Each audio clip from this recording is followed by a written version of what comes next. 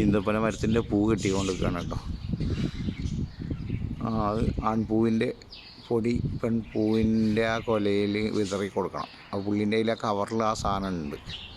പുള്ളി വന്നപ്പോൾ കൊണ്ടുവന്നിട്ടുണ്ടായിരുന്നു. പിന്നെ നമ്മളെ മരത്തൊന്നും കുറച്ച് കിട്ടിയിട്ടുണ്ട്. കെട്ടിയും കൊടുക്കണം മൂപ്പര്. ഇത് നമ്മളൊരു കറ്റാർവാഴയാണ് കേട്ടോ. ഇത് കുറേ കുട്ടികളൊക്കെ ഉണ്ടായിട്ടുണ്ട്.